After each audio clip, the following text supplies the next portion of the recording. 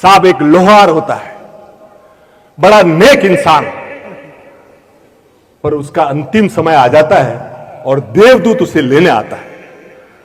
तो वो देवदूत को बोलता है, देवदूत बोलता है भैया तुम्हारा समय हो गया, चलो मेरे साथ। तो वो बोलता है कि यार मुझे चलने में कोई ऐतराज नहीं है, पर पूरे 40 किलोमीटर के एरिया में मेरे अलावा कोई लोहार, और ये फसलों का टाइम है, हमारे किसान भाइयों को औजार ये सब ठीक करने पड़ेंगे और मेरे अलावा कोई इधर।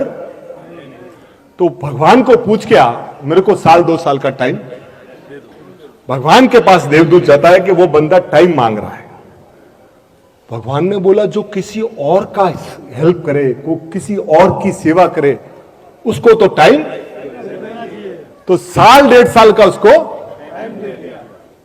फिर 2 साल बाद वापस देवदूत आया कि भैया अब ये गाड़ी पैक करो। तो बोला कि यार मेरे को करना है, मेरे को साथ चलना है, पर जो मेरा पड़ोसी है ना वो बीमार है, उसके बच्चे छोटे छोटे हैं, उसकी बीवी भी बीमार रहती है, उसकी फसल उगी हुई है।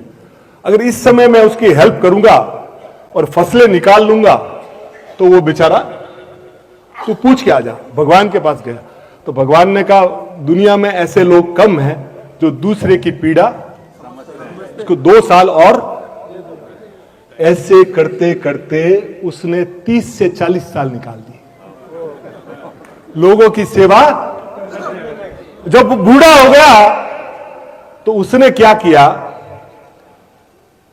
भगवान को फोन किया कि भगवान मुझे ले जाओ, अपना अभी शरीर कोई काम का।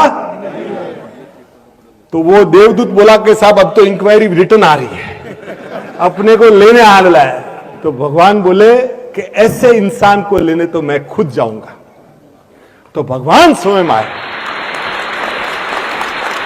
भगवान सब जब यहां आए तो भगवान ने बोला, तो ये बोला कि साहब मुझे स्वर्ग में ले चलो, मुझे। बोले अभी भी तेरे को स्वर्ग की जरूरत है। बोले क्यों? कि तू 30-40 साल से जो कर रहा था ना वही स्वर्ग है। जो 30-40 साल से तू कर रहा था ना, हमारे स्वर्ग में भी देवता एक दूसरे की टांग खींचते हैं। ये काम करने के लिए हम इनसे, मैं भगवान या इंसान के रूप में पैदा होता हूं कि लोगों की पीड़ा हर सकूं। तो साहब आपको इंसान का जीवन मिला है, हम लोग यहां बैठे हैं, हमारे भाई यहां बैठे हैं। ध्यान रखना बॉस, हम लोग सूट बूट में हैं, पर अंदर से कई बार हो सकता है कि हम टूटे हुए हों।